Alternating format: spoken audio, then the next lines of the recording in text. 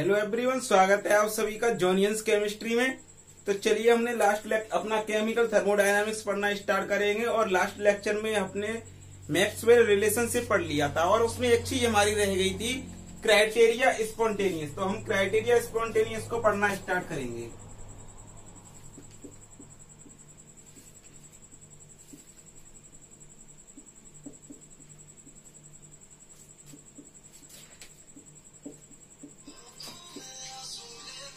तो हम criteria of spontaneous को हम देखते हैं कि ये क्राइटेरिया ऑफ स्पॉन्टेनियस क्या है।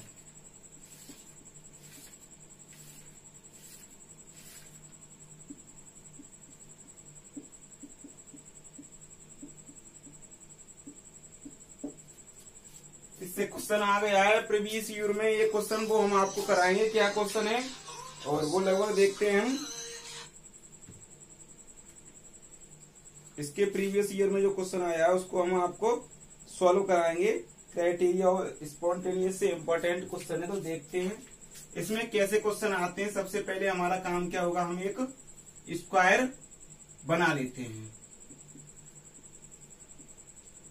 SPTBHGAU।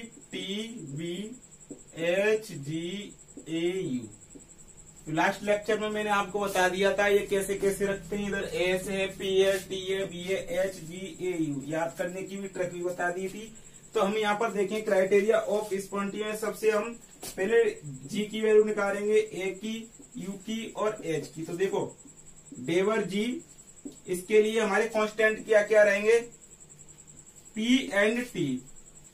तो पी एंड टी इक्वल क्या हो जाएगा, इसकी जो वैल्यू होगी वो 0 से छोटी होती है या उसके इक्वल होती है, पहली बात। इसी प्रकार से हम इसकी ए की निकालेंगे, डेवर ए, इसके लिए टी और बी हो जाएगा कांस्टेंट। तो इसकी भी 0 से छोटी होगी या इक्वल होगी। फिर आगे हम निकालेंगे यू की, डेवर यू। तो इसके आसपास वाले क्या है, बी और एस। तो इसकी क्या होगी, बी कॉमा एस। इसकी भी वैल्यू ये हो जाती है। अच्छा, उसके बाद रहा क्या, डेवर एच की वैल्यू निकालने के लिए इसके लिए क्या रहा, एस कॉमा पी। और इसकी भी वैल्यू इतनी हो जाती है। ये तो रहे ये चीज, इनकी वैल्यू निकालने के लिए। अच्छा, क्राइटेरिया ऑफ स्पॉन्टेनियस। अब एंट्रोपी के लिए क्या होगा, तो एंट्रोपी के लिए देख लेते हैं हम।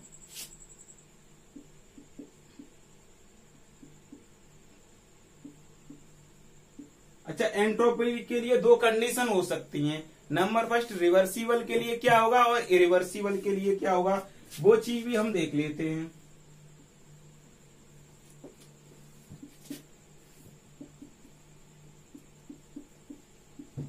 रिवर्सिबल और इरिवर्सिबल।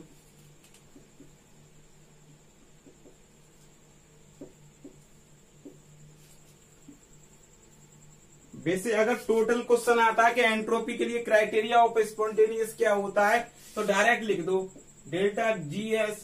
एस की वैल्यू जो होती है वो एक बड़ी होती है या इक्वल होती है किससे, 0 के लिए। अगर डायरेक्ट एंट्रोपी की बात करता है वहां पर, अगर रिवर्सिबल और इरिवर्सिबल की बात नहीं करता है, तो आप क्या कर सकते हो, डायरेक्ट वैल्यू लगा सकते हो। अच्छा, ये तो रही आपके इसके लिए। अच्छा, अगर रिवर्सिबल की बात करें और इरिवर्सिबल की बात करें, और रिवर्सिबल के लिए जो वैल्यू होती है एंट्रोपी क्राइटेरिया की, तो वो होती है 0। अगर वो ये पूछे कि रिवर्सिबल के लिए स्पॉन्टेनियस ऑफ क्राइटेरिया क्या होगा या क्राइटेरिया ऑफ स्पॉन्टेनियस क्या होगा रिवर्सिबल के लिए, तो डेवर एस इक्वल 0। अच्छा, अगर पूछता है वो इरिवर्सिबल के लिए पूछता है, तो इरिवर्सिबल के क्या होगा, तो देखो एस है, इरिवर्सिबल के लिए दो कंडीशन बनती हैं। एक तो ये हो गई डेवर एस, इसके लिए कांस्टेंट क्या होगा, एच और पी। एच कॉमा पी, ये क्या होगा, इसकी वैल्यू बड़ी होगी या इक्वल होगी 0 से। एक तो कंडीशन ये बन गई। और दूसरी कंडीशन क्या बनती है, डेवर एस, इसके लिए कांस्टेंट यू और बी होगा, यू कॉमा बी। तो इसके लिए भी क्या होगा, इसकी वैल्यू इक्वल होगी या इससे की वैल्यू बड़ी होगी 0 से। ये तो रहा है आपकी क्राइटेरिया ऑफ स्पॉन्टेनियस के क्वेश्चन किस टाइप के आ सकते हैं। इसके एक लास्ट ईयर प्रीवियस ईयर में क्वेश्चन आया है। जब मैं इसका जो नेक्स्ट लेक्चर आएगा उसमें मैक्सवेल रिलेशन के सारे प्रीवियस ईयर क्वेश्चन सॉल्व कराऊंगा। उसमें आपको वो 20 क्वेश्चन सॉल्व करने को हो जाएगा। तो इसमें कुछ नहीं होता है, जी की वैल्यू, ए की वैल्यू, बी की वैल्यू, एच की वैल्यू निकालनी होती है। और क्या होता है देखो, इसके आसपास वाले कांस्टेंट कर दिए जाते हैं। ए की वैल्यू निकाली है तो ए के आसपास वाले हमने कांस्टेंट लगा दिए, यू की वैल्यू है तो यू के आसपास वाले कांस्टेंट लगा दिए। और सारी की सारी जो वैल्यू होती है वो जीरो की वैल्यू इन सबसे बड़ी होती है या इक्वल होती है। अच्छा, एंट्रोपी के लिए कंडीशन आपको याद करनी पड़ेगी। एंट्रोपी के लिए क्या होता है, अगर वो एंट्रोपी के लिए क्राइटेरिया और स्पॉन्टेनियस डायरेक्ट करके क्वेश्चन पूछ रहा है तो इसकी वैल्यू एंट्रोपी की ज्यादा होगी या इक्वल होगी जीरो से। अगर वो रिवर्सिबल और इरिवर्सिबल के नाम से क्वेश्चन दे रहा है तो रिवर्सिबल के लिए जो एंट्रोपी होती है वो जीरो होती है, और इरिवर्सिबल के लिए कांस्टेंट पर डिपेंड करेगा। एक कांस्टेंट एच कोमा पी हो जाएगा इसके बगल वाले ये, और एक कांस्टेंट यू कोमा बी हो जाएगा। लेकिन दोनों के लिए वैल्यू क्या होगी, जीरो से बड़ी होगी। कैसी होगी, जीरो से बड़ी होगी।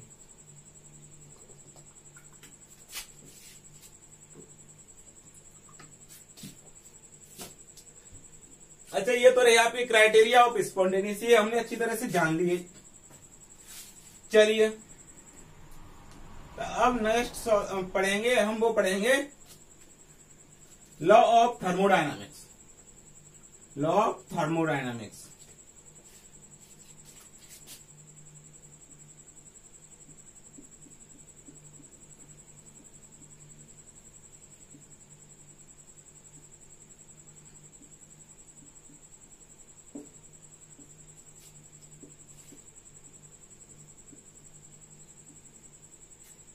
लॉ ऑफ थर्मोडायनामिक्स देख लेते हैं क्या होते हैं।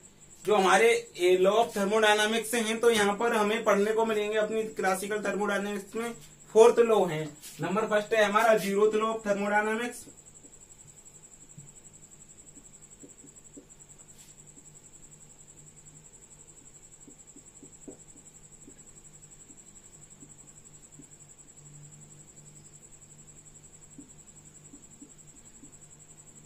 नंबर सेकंड पढ़ेंगे हम first law of thermodynamics.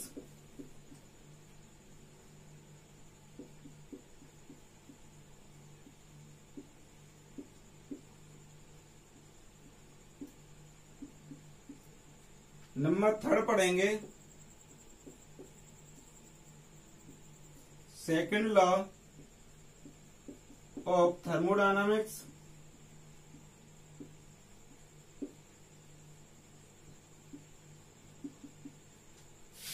Number fourth पढ़ेंगे हम third law of thermodynamics.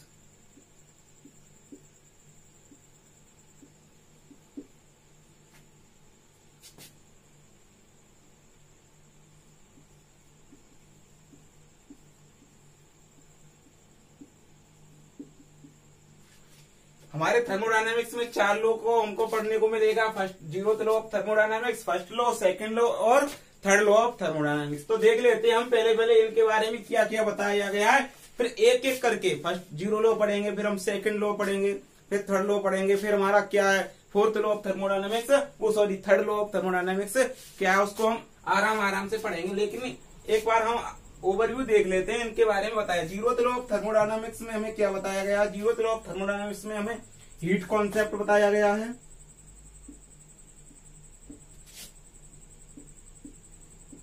Heat concept को समझाया गया है 0th लॉ ऑफ थर्मोडायनामिक्स में। किसको, हीट कॉन्सेप्ट को। फर्स्ट लॉ ऑफ थर्मोडायनामिक्स में हमें एनर्जी कंजर्वेशन की बात की गई है। किसकी, एनर्जी कंजर्वेशन।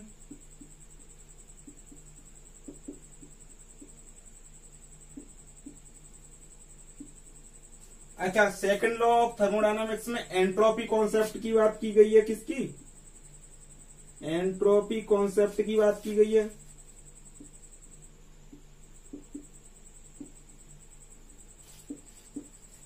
अच्छा, थर्ड लॉ ऑफ थर्मोडायनामिक्स में न्यूमेरिकल वैल्यू ऑफ एंट्रोपी की बात की गई है।